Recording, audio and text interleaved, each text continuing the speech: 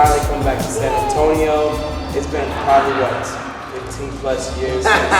Like 25 years since we've been there. So when he was originally dancing with another organization, but then after that, he blew up. You guys blew up. So tell me about that. You know, that first video that you guys appeared on over there. I think it was in Tampa, right? For sure. So so obviously when we met, you know, we were trying to be a salsa couple, and that's what we were really into, and we were inspired by people like yourself and other people in the scene that were doing great things. You guys are basically living off of salsa. We were like, we want to do that. So when we tried to get together and be a part of the salsa scene, it was actually very difficult to come up with a salsa routine.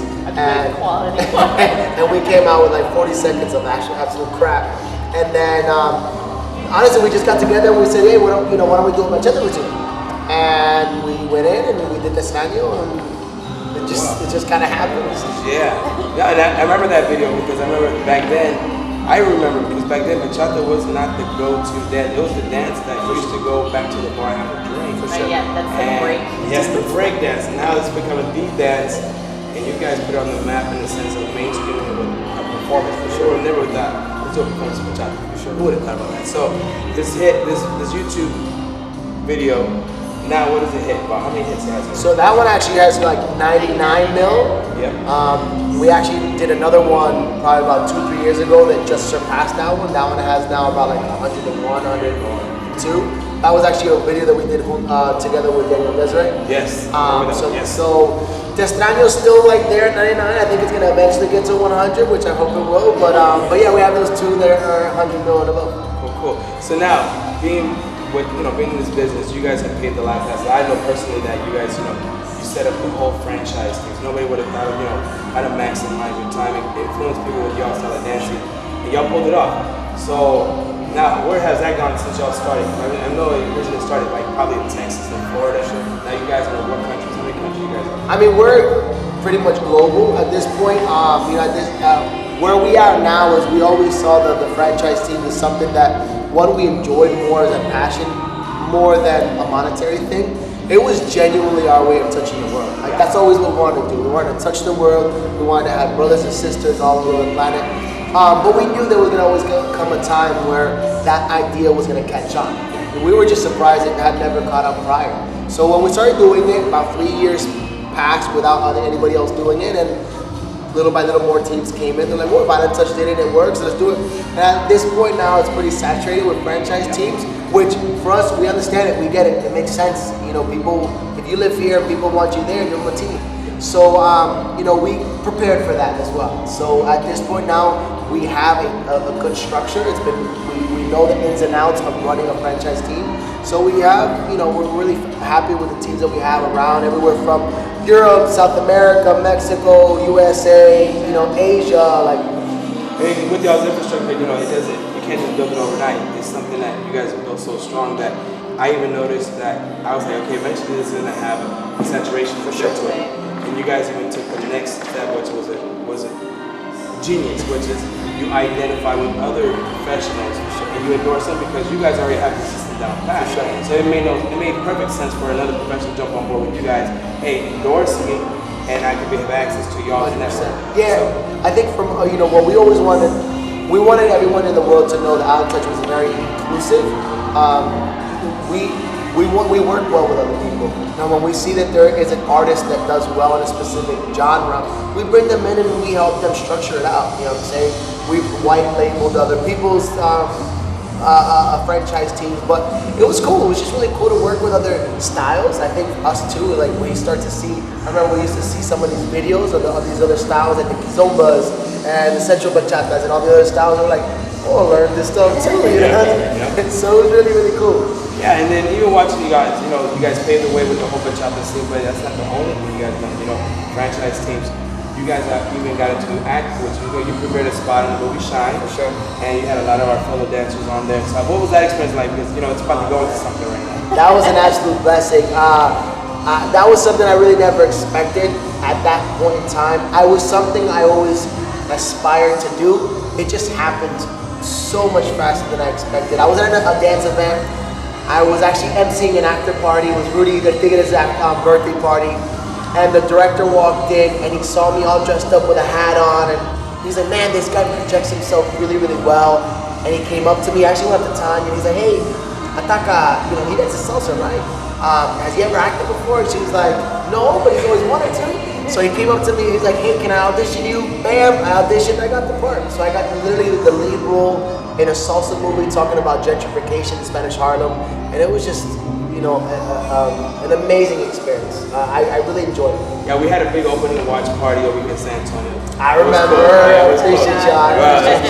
Man love. Everybody was inspired to watch you guys. It was neat because I was like, man, this is actually something on my bucket list, which is actually happening in San Antonio.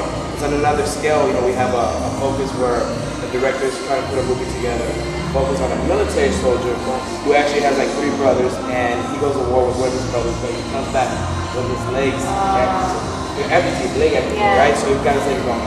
So me, I get to play one of the characters in the role where I get to be actually, this is the funny part, I get to be me in my movie. So at the beginning of these short films that we're putting together, I was like, how am I gonna act like being me? So and then You gotta tap in, bro.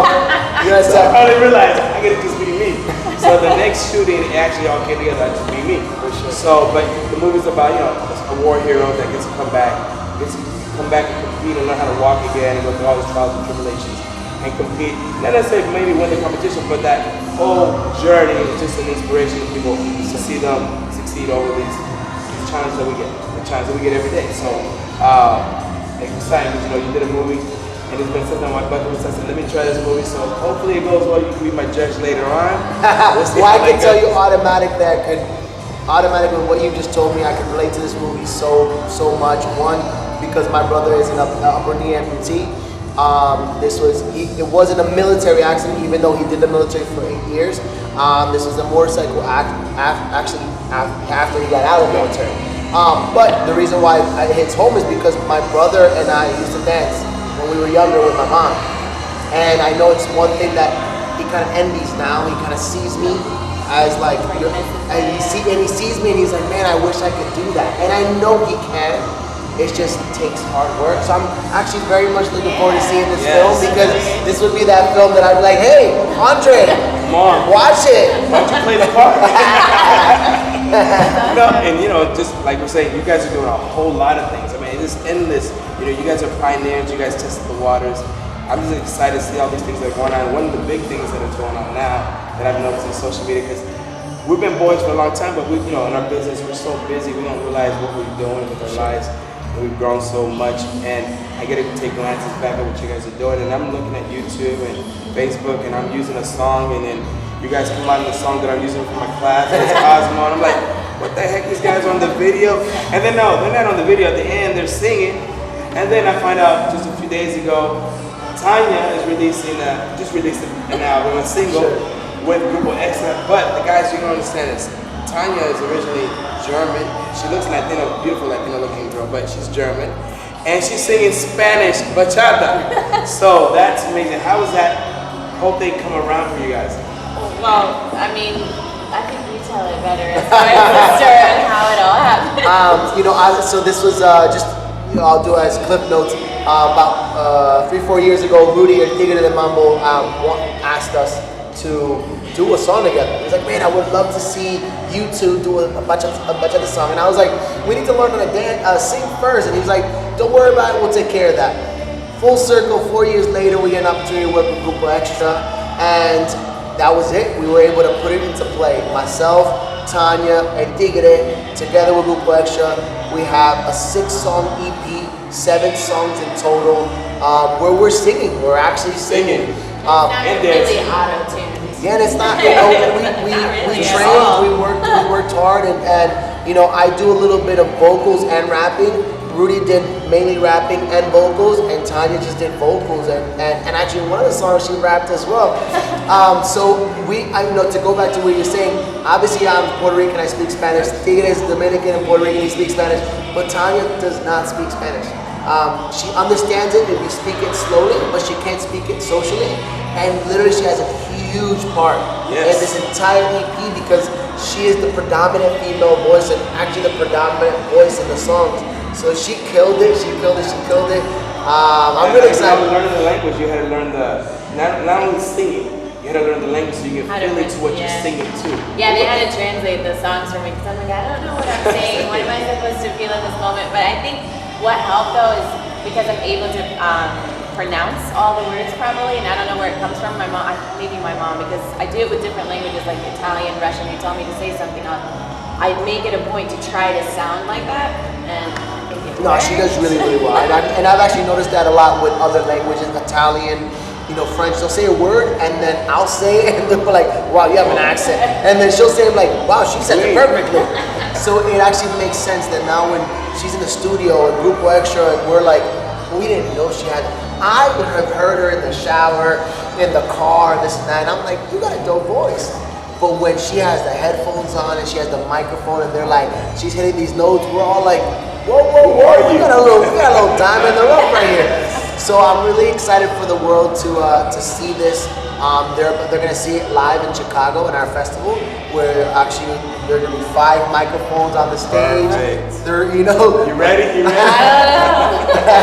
Trying to get well, there's no going back.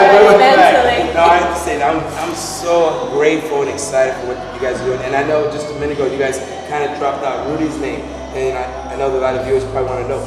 Island Church is such a big unit. People don't understand. There's a lot of stuff that goes behind the scenes, and you guys have a strong hold in the background that's like holding you guys together, has pushed you guys. And this, I believe it's Rudy. Rudy's a big part of y'all. Yeah, I mean, he's the glue. I mean, me and him started this company 11 years ago. We brought Tanya in shortly thereafter, and literally this has been a trifecta, like a powerhouse trifecta from the entirety of the company. And we hear things all the time that partners and business partners and friends and this and that won't ever work. And we've just been really good. And I think this is where I have to put a lot of that the emphasis on him, as far as we are a couple. And he has been that mentor, that middleman to allow us to continue being a couple and the business. And he had the hard part in being neutral.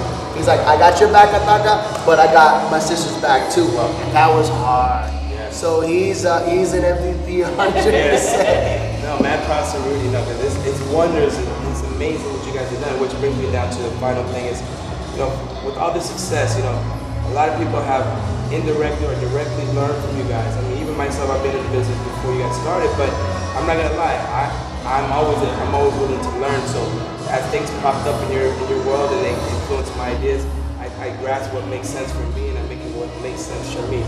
And it has helped me grow. And even this weekend I had a wonderful workshop with you guys. I'm always gonna go, but I'm glad I took that first workshop because those things that I've been doing this for 20 years and there's still things I still have not seen. And I've known you for how long? So, getting to the final thing, there's a lot of dancers, people that are aspiring to be, and I don't even say dancers, it's aspiring to be true business professionals in whatever they do. In this case, you guys in the arts of dancing, singing, producing, managing, events, franchising. You guys are doing a little bit of everything and doing it so well. What is your advice to people that are out there that are just trying to get started in something of this nature? I would say one, don't cut corners. I think it's important to work hard, put in the hours, put in those 10,000 hours, be a master at something, pick your strength. The beauty of us at the trifecta is, I work on the artistic side, she handles the business side, and really handles the marketing side. And we trust each other to really focus. So I can literally devote all my time into my element. Tanya, obviously Tanya does both the artistic and the business. So I would tell people all the time, one, don't cut corners. It's not a marathon, it's not a sprint, it's a marathon. Train, learn, absorb, take in. And it's just always be a student. Just always be a student. And I think more importantly to be a constant innovator and creator. This world is a weird and messed up wave of just ups and downs, and you have to adapt yourself to everything from social media to the generations to the music changes, the style changes, everything. Don't negate the changes. Adapt to them and continue growing with them. I mean, that's always been my thing. Makes complete sense. We've been together for way too long. Exactly. I second that. Yes. Well, I want to say thank you guys. It's been a wonderful weekend in San Antonio. We're looking forward to having you guys back. On behalf of the San Antonio community, on behalf of the movie Semeneya, on behalf of Semeneya itself, We want to say thank you. We look forward to bringing you guys back. And thank you guys for touching, moving, and inspiring us.